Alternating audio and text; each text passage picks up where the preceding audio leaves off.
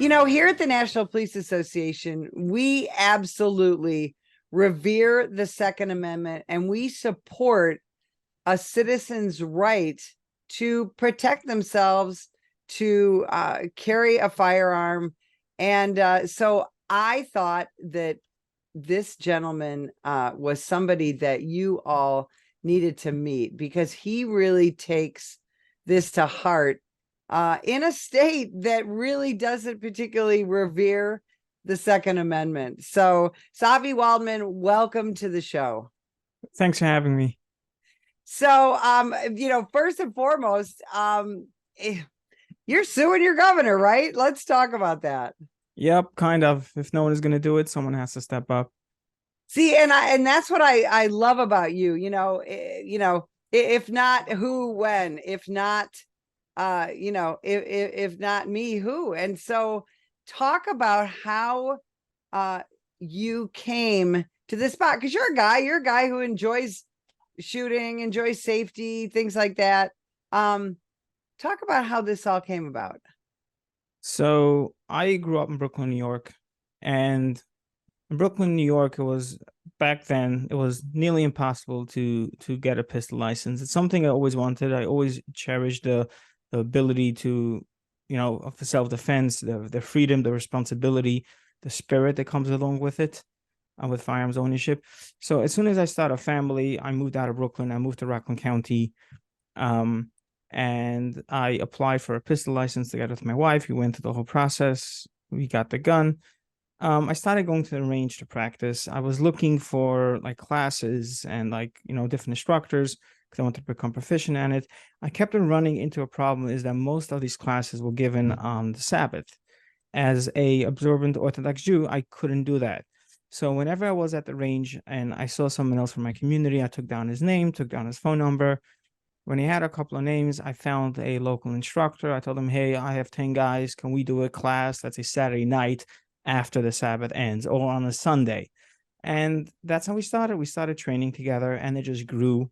So we opened up a social media group for all the participants in those classes. And then we gave it a name, New York State Jewish Gun Club. After a couple of months, we gave it a logo. And then a website happened. And it just turned into this community of people helping other people in my community with firearms, with the pistol process. It was it's an onerous, it's a long process, a lot of paperwork. And it just grew into a community. And I started getting involved in activism. I think it was after the shooting at the Tree of Life Synagogue in Pittsburgh. Then we all said, okay, it's time for us to carry in shul. Then came the question, how do we get our license unrestricted? Because at that time, that was before Bruin. So we started getting in touch with other organizations. We started helping with lawsuits and different litigation, different things. Fast forward to a year ago when the Supreme Court ruled on the Sherpa v. Bruin case, and they kind of went away with all the Michigassen that New York State puts, all the hurdles. And then, you would think that they would actually respect the Supreme Court, but no, they had to throw in a whole bunch of stuff and they made it even more complicated and more onerous. So we decided, what, we're just gonna, pool together some money, hire some smart lawyers and file a lawsuit. So we filed the lawsuit of Goldstein v. Hochul. Mr. Goldstein is a person that lives in Brooklyn. He is part of a synagogue, of a congregation, and he was carrying for years. He had it unrestricted, and after Bruin, he was not allowed to do it anymore. So we went ahead and we're fighting it.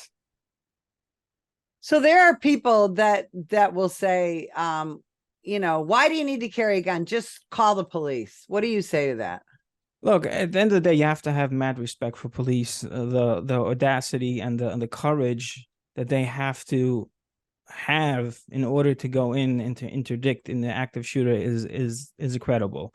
As somebody that trained and have done force and force, I know the feeling and I know what it's like. But at the end of the day, they're not everywhere. And as fast as they can get there, I think the statistics is for New York City anywhere from 3 to 9 minutes. In 3 minutes, a lot of people can die. And the only way to close that gap is to have a citizen with a gun and to interdict right away till the police arrive. Yeah, that is so well said. And that's something that we talk about a lot, is that, because there's, you hear in the media, police want less guns. That's absolutely not true. There's some police leaders, many that are politically affiliated, who say, oh, we want more gun control. But in reality, the boots on the ground law enforcement, like I was for 29 years, an armed, trained citizen who is able to protect themselves and the people around them is just absolutely golden. And one of the things that I like about what your organization is and what you espouse personally is that it's not just go buy a big gun and get a bunch of bullets. It's you've got to train and you've got to do it responsibly. I've heard you, in the media and in your interviews say that so many times, that owning and carrying a firearm is a huge responsibility. Can you talk about that? Yeah, when you have a firearm, you have to understand the power it can do, and you kind of have to like live, I guess, on a different level of consciousness. Like be aware of your surrounding. It's a privilege that you have, and you're proud to have it. It's not something you take for granted. And it kind of, at least for me, it like even walking on the street with it, you avoid dangerous situations because you understand the implications of misusing it, and kind of creates a safe environment. It like, I'm not going to go in dangerous places because I don't want to get into stupid situations, so it does a lot to prevent you, and because you know of what it can do and the potential harm it can do, so you kind of have to kind of mitigate that, and you only want to use it in the worst case scenario if your life is literally on the line.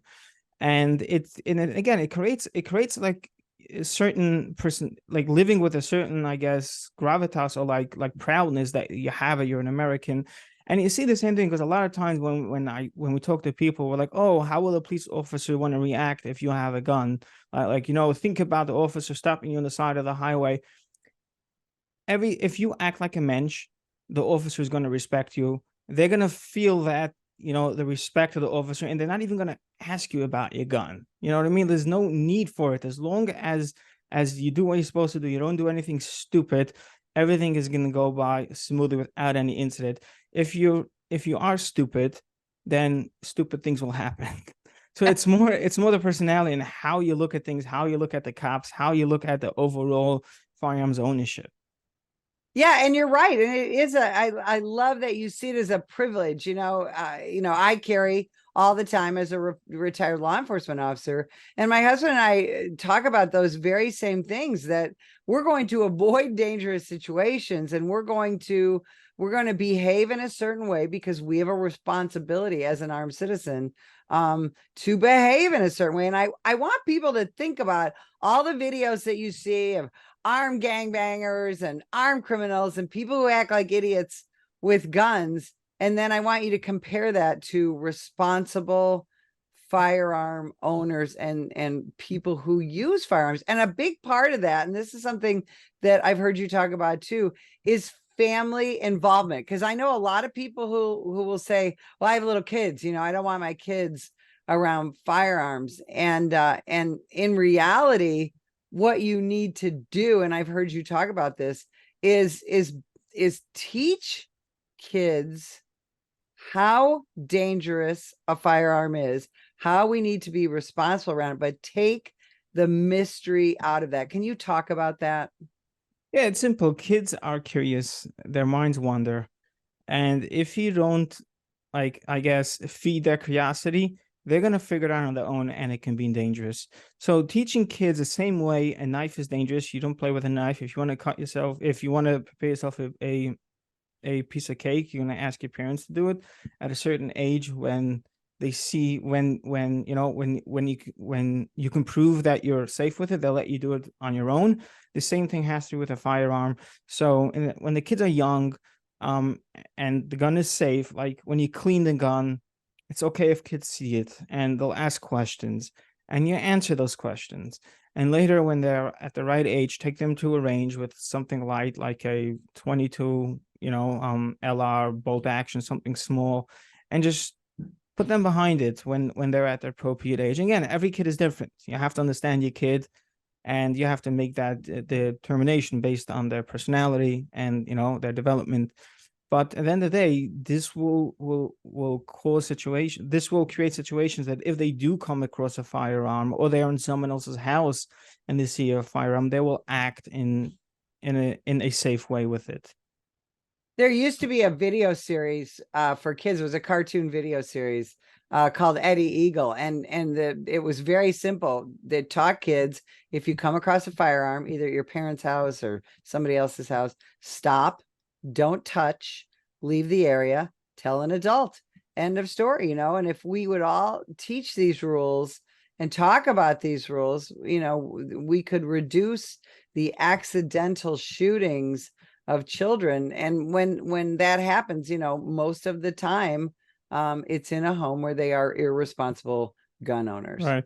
Especially now, after the Supreme Court ruling, firearms is going to become way more popular. As popular as it now, it's only going to grow, especially with the states doing constitutional carry. I think it's something that maybe the schools should teach, because it's crucial. We have to recognize where we are in society and what's going to happen. And if we're going to try to look away, look the other way, it's not going to do us any good. The fact is, firearms are here to stay. It's only going to grow. This is America. It's in our Constitution. This is the one thing that keeps everything else in the Constitution in check. And we have to embrace it, and we have to do our work and make sure that it's kids are safe, and kids grow up understanding what it's all about. Now, as a practicing Orthodox Jew, I'm going to guess you have friends and family who have said, we want nothing to do with guns because of the suffering of our relatives and ancestors at the hands of firearms. How do you answer that? So it's something that I'm very well familiar with, especially because my grandmother was a little girl during the Holocaust, and she was kind of on the run. Her father was a rabbi in Budapest before the war, and they literally had a list with her picture, and they were hunting her down. So she was hiding out in the fields and in the cornfields and farms in different areas. And when I asked her the question, I heard the tremors in her voice when I asked her about guns. And we have to respect that. We have to understand why it is.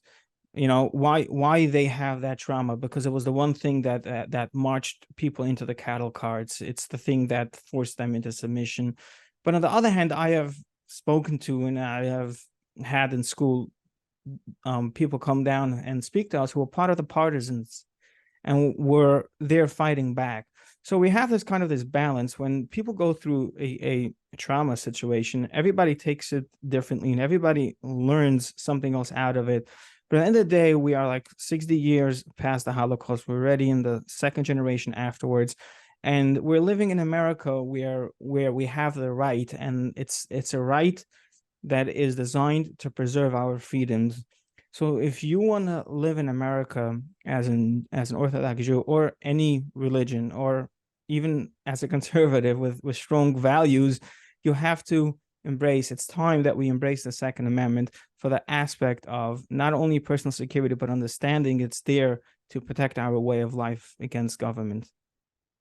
And that's something that some people think is controversial. You talk to people I do a lot of international traveling. You talk to people, why do Americans all have guns? They think we're crazy cowboys and this and that. And that's one of the things that we talk about is, it's not just to protect us from criminals, right? And again, I was a government employee from age 17 to age 50. So I do appreciate my government. However, the Second Amendment isn't just to protect you from the bad guys, right? 100%. And it's also how the government looks at it. If the government respects it, and there's a certain respect they have against the citizens, and we live in harmony, you can even see it in the states that don't respect the Second Amendment. It's because they don't respect the people. And that means police policies that don't work well with their citizens, and it creates a lot of issues and a lot of strife, and they'll always try to fix it with a different government program. And look at New York. I mean, it's a mess every way you turn it. I mean, you have every single day I see these crazy videos on social media, with like people are just randomly shooting at each other. And they do it with like impunity. They don't even care. It's as if they're immune from anything the police will do to them. And this happens because, the failed policies of the Democrats, and the Democrat run cities. And the more they try to fix it with, the worse it gets. So they have to come to realize, respect the citizen, respect the law, and there's a natural way it'll fix itself. In your view, how has the defund the police movement, especially the last 3 years of the absolute vilification of the American law enforcement officer, how has that affected life just for you as a New Yorker, and business owner? How do you see that? So I think it terrorized the citizen. I think it's a form of oppression. I don't think this is what the founding fathers meant when they said life, liberty, and pursuit of happiness. Living under in a society when the people are running the streets with impunity, doing ridiculous stuff, and the DA's office have a revolving door policy when it comes to the bail reform and all that other nonsense. It creates almost as if you're living in a Soviet country, to be honest. Like when I go into New York City, there's an amount of my stress level automatically goes up because I need to be aware now. I need to, as I say, head on a swivel. I need to be situationally aware on an heightened, unnatural level that is not natural to me. So for all of my friends living in New York City, I feel bad for you. I mean, it's tough, in the certain areas you absolutely avoid. You don't go there. And a lot of times when I'm driving through and, I make a wrong turn on the highway or the exit is closed and I find myself in a bad neighborhood, the first thing we do is, how do we get out of it? I don't even care if I'm going the right direction, but let me get out of there. You need to be very, very situational aware, and you need to be cognitive of, cognizant of your surroundings, because you could very easily end up in a dangerous situation. Yeah, absolutely. What do you tell people what you're hoping to accomplish with this lawsuit? Because obviously you're never going to change Kathy Hochul's mind, but you can affect her legally. What's the end game? So as an Orthodox Jew, we spend an average of 20 hours a week in synagogue between all the prayer services on Saturday and throughout the week, the morning prayer, the afternoon prayer, the night prayer. And I want that, people in my community who got a firearm, who got the training, should be able to carry in a synagogue. So right now, the law, the CCIA, the law they passed after Bruin, states it's prohibited to carry. The exact languages, they prohibited carrying a firearm in house of worship and religious observation. So not only is a ban to carry a handgun in house of worship, they also add a religious observation. The problem with religious observation is very vague. I mean, my kippah technically is a religious observation. I have it because I'm a religious observant Jew. So am I not allowed to have my gun on me? They realized how ridiculous this was. And when we had our hearing in front of the judge, the city, the state did not have an answer for it. They realized how vague, how ridiculous it is. So they went ahead and they changed it. They took out religious observation and put in house of worship, except for those who are designated security. Okay, it sounds good. Right off the bat, it sounds good. But if you look into it, the issue with this is, if I have somebody that is out in the street, he's going to a pizza shop with his family, he has his gun on him, and he needs to run in for 10, 15 minutes to do a quick prayer.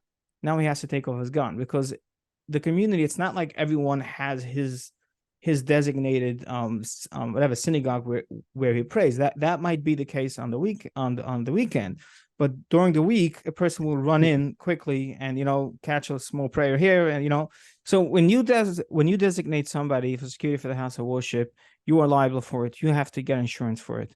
Well, New York State will not give you insurance for it except if this guy is a registered security guard. A registered security guard was already exempted from this law. So at the end of the day, this law did nothing. It sounded good on paper. They did it to throw off the judge. But if you look into it, it's nonsense.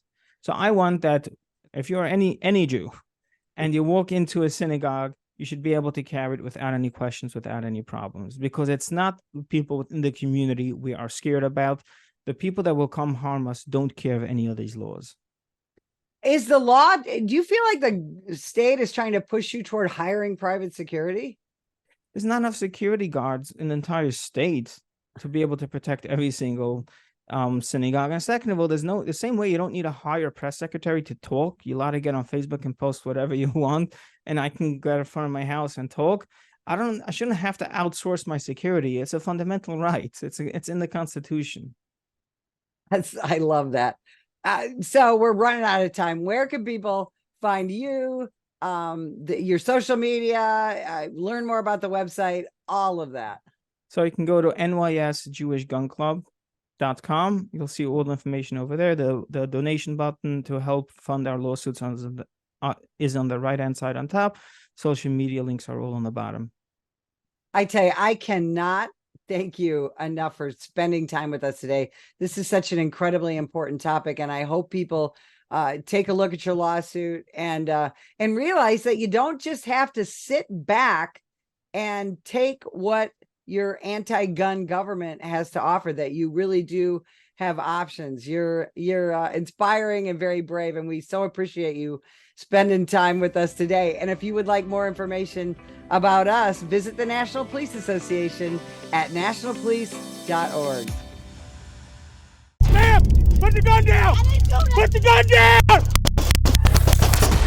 Last year, law enforcement officers were involved in hundreds of thousands of use of force incidents. A use of force incident is when an officer must use nonverbal tactics to gain control of a dangerous situation. Put the knife on the ground. In many cases, officers have no choice but to use force when a suspect doesn't comply with a lawful order. Use of force is always ugly. No one likes it, especially police officers. Together, we can help de-escalate these dangerous encounters. Help police officers by complying with their lawful orders. Don't attack, attempt to disarm, or flee from an officer. Use of force is an officer's last option.